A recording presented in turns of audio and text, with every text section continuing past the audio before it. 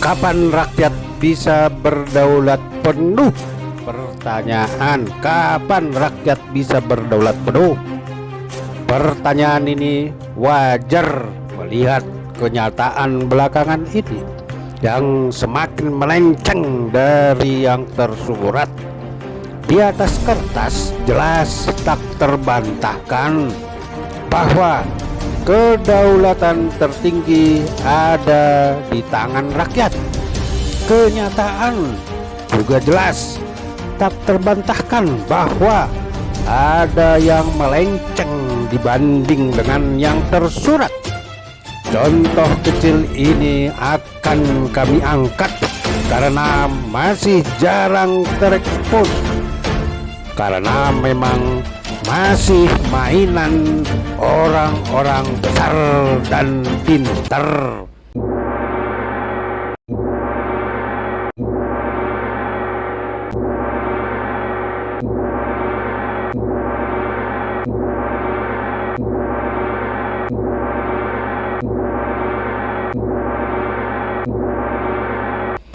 Anggaplah kami ini belajar pintar atau pura-pura pintar.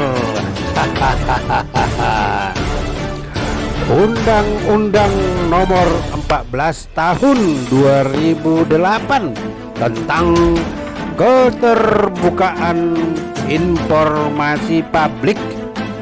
Tujuan Undang-Undang KIP atau keterbukaan informasi publik adalah untuk meningkatkan pengelolaan dan pelayanan informasi publik. Dalam pasal 3 tercantum beberapa tujuan sebagai berikut.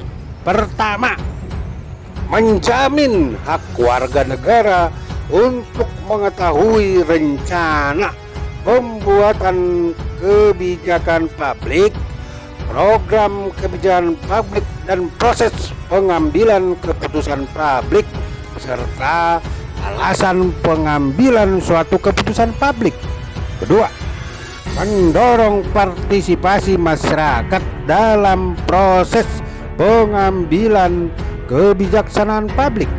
Tiga, meningkatkan peran aktif masyarakat dalam pengambilan kebijaksanaan publik dan pengelolaan badan publik yang baik.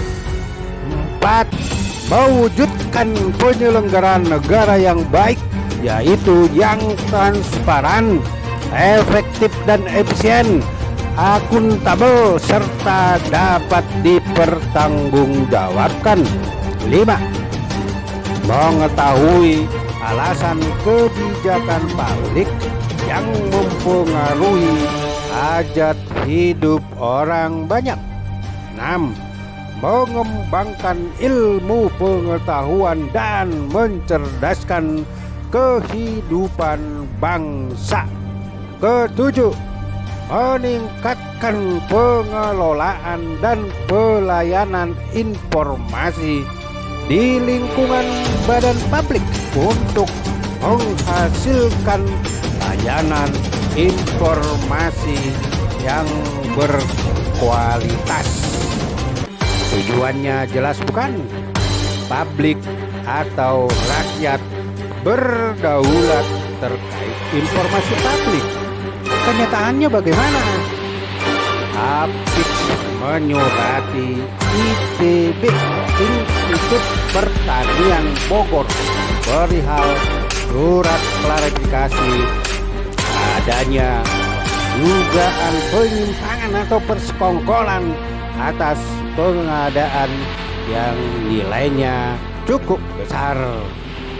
Setelah berlama-lama dengan alasan ini itu yang pada akhirnya keluar jawaban tertulis dari Institut Pertanian Bogor IPB yang intinya dugaan tak betul karena proses tender pengadaan yang didugakan Apix katanya sudah sesuai dengan aturan.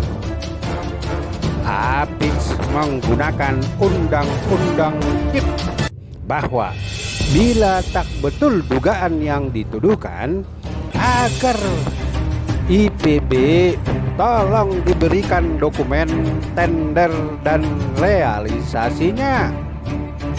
Setelah berlama-lama dengan segala macam prosedur, akhirnya IPB menolak untuk memberikan data dengan menunjukkan adanya surat keputusan rektor yang isinya bahwa dokumen yang dipintakan APIDS adalah dokumen yang dikecualikan sesuai undang-undang KIP. Surat tersebut dibuat oleh seorang pejabat yang bergelar doktor, yang mungkin saja sudah dibahas sesama orang yang bergelar doktor lainnya di IPB sana.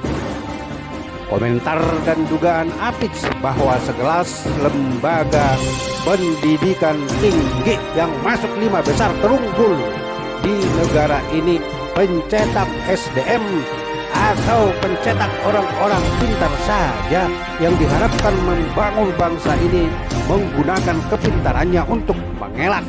Dugaan mengelak ya berdasar kronologis kejadian. Anggaplah APIDS ini dan orang banyak lainnya yang mengetahui dan bergelar rakyat bukan orang pintar seperti para oknum akademisi IPB yang terlibat dalam pembuatan surat keputusan tersebut. Namun ini katakan berdasarkan penilaian APIDS dan masyarakat yang bukan akademisi pun, tak perlu bergelar dokter pun bisa menilai bahwa ada yang lucu. Satu, bukankah dana yang menggunakan anggaran negara harus dipertanggungjawabkan publik atau rakyat? Dua, kalau pengadaan yang dipertanyakan APIDS sudah sesuai peraturan katanya, kenapa harus takut memperlihatkan dokumennya ke APIDS yang merupakan bagian dari publik? Tiga, kenapa surat keputusan rektor tersebut dibuat berdekatan tanggalnya ketika APIDS meminta dokumen pengadaan yang katanya pelaksananya sudah sesuai peraturan tersebut? 4.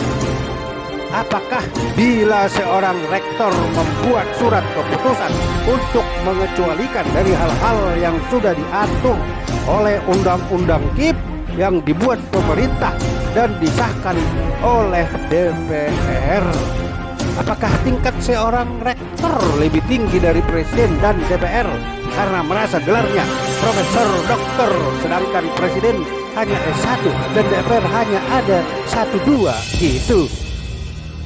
Silakan saudara-saudara menjawab sendiri dan menyimpulkan sendiri, karena APIDS dan mungkin saja banyak masyarakat Indonesia tak bisa jawab karena sudah keburu dianggap bukan pinter. Yang sudah ya sudah, teruskan saja beranggapan demikian, tapi ingat bahwa tidak selamanya orang pinter bergelar profesor doktor itu unggul dari kebenaran.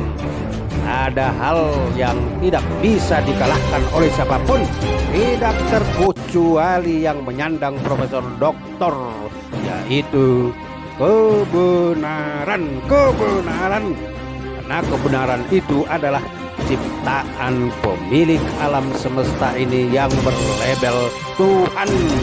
Bila merasa bisa, maka tidak pantas ada label agama di KTP mereka yang merasa itu. Apakah layak berlabel beragama tapi nyatanya melawan kebenaran Tuhan yang diyakini pencipta jiwa raga semua penghuni alam semesta ini, termasuk pencipta jiwa raga pemilik gelar doktor, profesor doktor itu? Salam APIDS, Aliansi Peduli Indonesia Jaya. APIDS, Aliansi Peduli Indonesia Jaya.